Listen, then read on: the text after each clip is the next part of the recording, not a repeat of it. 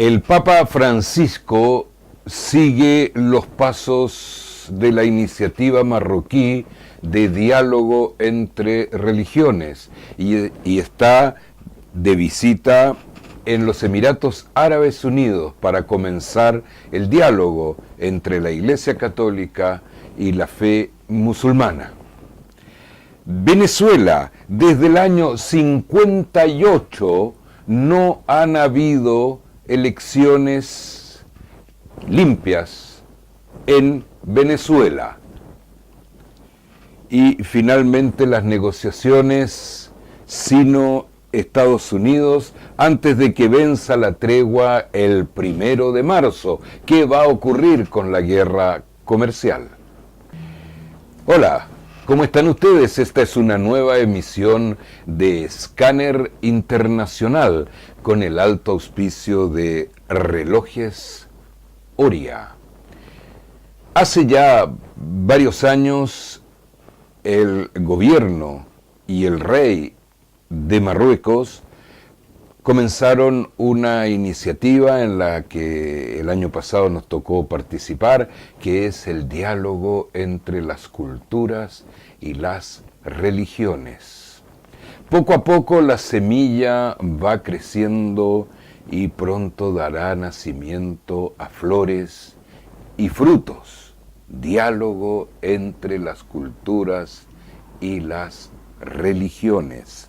Y es así que el Papa Francisco, siguiendo el ejemplo lanzado por Marruecos de este diálogo, está en visita oficial en los Emiratos Árabes Unidos, una de las naciones, producto de la unión de varios pequeños territorios llamados Emiratos, una de las naciones más prósperas del mundo árabe.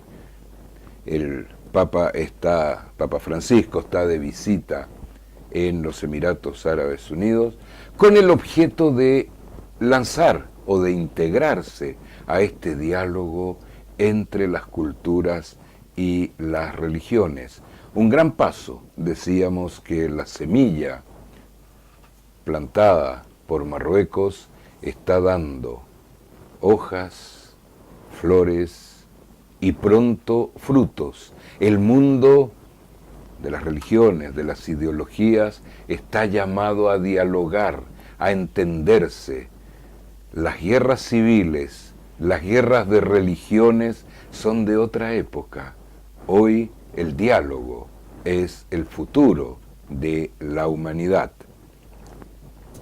Y es así que la tregua obtenida gracias al diálogo entre China y Estados Unidos expira el 1 de marzo. No falta mucho. Tampoco se ha avanzado. Sigue detenida o presa en Canadá la hija del fundador de Huawei. Sigue detenida, acusada de algún delito de copia de circuitos, pero que yo sepa, los plazos de detención en los países democráticos no exceden 3 días y por el momento no ha sido imputada de nada, salvo que hay una solicitud de extradición por parte de Estados Unidos para juzgarla en Estados Unidos. Esto, por supuesto, que China no lo ha visto con muy buenos ojos y entre las condiciones que pone para seguir con la tregua es la liberación de la hija del fundador de la empresa china transnacional Huawei. Por otro lado, Estados Unidos o Donald Trump amenaza con aumentar los aranceles de 10% actualmente a 25% a los productos fabricados en China, sobre todo a aquellos productos con alta tecnología como celulares, computadores, televisores, etcétera, y nuevos productos chinos que podrían llegar al mercado norteamericano. De esta manera, según Donald Trump, según lo dijo en uno de sus Twitter, quiere mantener a Estados Unidos como una potencia tecnológica. Pero ¿es Estados Unidos una potencia tecnológica? ¿O es la potencia tecnológica que fuera cuando 9 de cada 10 televisores eran Motorola o Westinghouse en el mundo? ¿O 7 de 10 automóviles eran Ford o Chevrolet o Pontiac, etcétera, o los refrigeradores, etcétera, y los primeros computadores, IBM? Pero ya no se ven computadores IBM, los hay, pero no son los de mejor tecnología, ni los de mejores precios, ni los que obtienen los mejores mercados. Por consiguiente, Estados Unidos, en la competencia limpia, libre con China, ya no es una potencia tecnológica.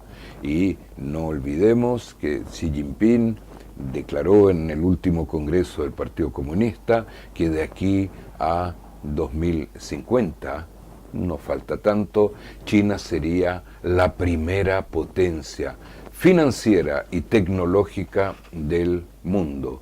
Nosotros no queremos potencia aquí en nuestra América Latina, queremos que todo el mundo surja, tenga su espacio, que haya libre comercio y libre competencia entre los países, pero pretender que Estados Unidos es aún una potencia tecnológica, no lo es. Basta mirar las vitrinas de los negocios, de los malls, de los supermercados, y los productos fabricados en Estados Unidos están ausentes.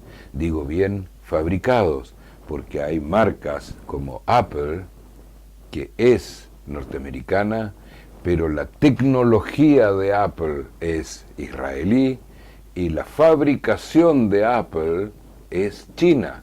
Por consiguiente, la potencia tecnológica estadounidense terminó hace ya muchos años y difícilmente poniendo aranceles pueda recuperarla. Veremos más adelante qué ocurre, pero por el momento Donald Trump no está dispuesto a ceder sus aranceles, que el 1 de marzo debiera pasarlos a 25%, no está dispuesto a ceder. Vamos a Venezuela. La verdad es que vivimos en un mundo extraño, un mundo que observa a Venezuela planteando que Venezuela dejó de ser una democracia en el momento en que el gobierno de Chávez fue elegido para dirigir los destinos de Venezuela. La verdad es que Venezuela dejó de ser una democracia hace muchísimos años. Venezuela estaba bajo la larga dictadura de Marcos Pérez, el último dictador que tuvo Venezuela. Los dos partidos políticos que constituían la mayoría de la centroderecha venezolana y que ambos juntos eran mayoría, firmaron un acuerdo que se llamó de punto fijo en 1958, en donde en este acuerdo, que es público, no estoy contando nada, en este acuerdo el partido COPEI y el partido AD firmaron el acuerdo de punto fijo en el cual se comprometían a alternar en el gobierno. Como juntos hacían mayoría, una vez tú, una vez yo. ¿Es eso democracia? Por supuesto que no. Por supuesto que no. O sea, Venezuela está bajo una dictadura desde antes de 1950, antes de que existiéramos nosotros. Nacimos, la mayoría, con una Venezuela dictatorial, pero Venezuela no entró a ser dictadura con la elección de Chávez a la presidencia. Venezuela es una dictadura desde antes de 1950. Por consiguiente, efectivamente vivimos un mundo extraño, porque ningún presidente del mundo, ni de la Unión Europea, ni del Grupo de Lima, ni de ninguna parte, condenó este tratado de punto fijo que es una vergüenza internacional. Ningún presidente del mundo, ni de Chile, ni de Argentina, condenaron este tratado de punto fijo, acuerdo de punto fijo, firmado por Copey y AD. Peor que una dictadura, en la medida en que se impone al pueblo un candidato único. Una vez tú, una vez yo. Por consiguiente, no nos parece, incluyendo ahora la Unión Europea, haya reconocido al señor Guaidó como presidente de Venezuela y haya quitado el reconocimiento del señor Maduro, que si entendemos sería el peor dictador que ha conocido América del Sur, puesto que la Unión Europea nunca dejó de reconocer a Pinochet, la Unión Europea nunca dejó de reconocer a Videla, la Unión Europea nunca dejó de reconocer a Galtieri y la Unión Europea nunca dejó de reconocer a los dictadores que se sucedieron en Brasil después del golpe de Estado que derrocó a João Goulart, presidente electo democráticamente.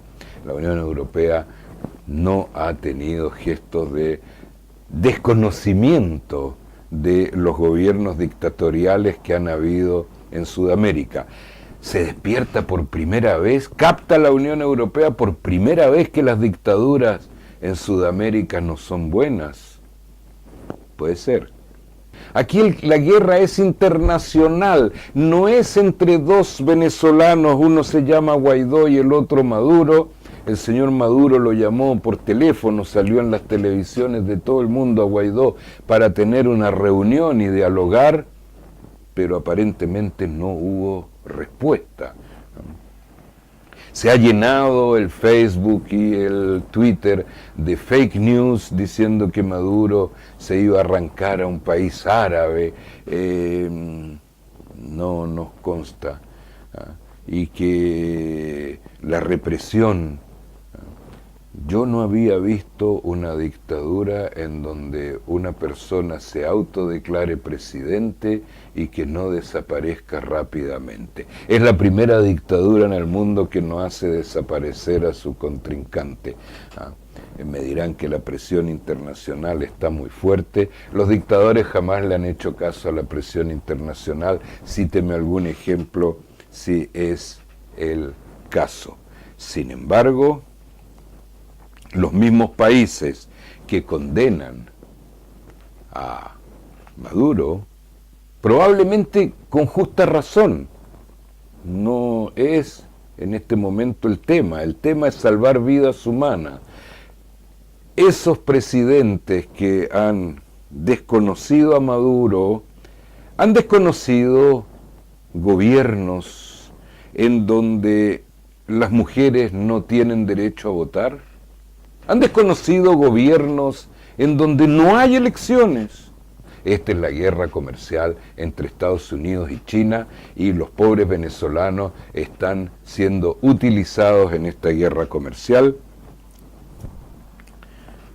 Pero las anteriores guerras comerciales de Estados Unidos, ¿qué aportaron a países como Irak, en donde con pretexto de armas de destrucción masiva que no existían, se invadió, se arruinó, se destruyó, se mató y se hizo sufrir a millones de personas por nada?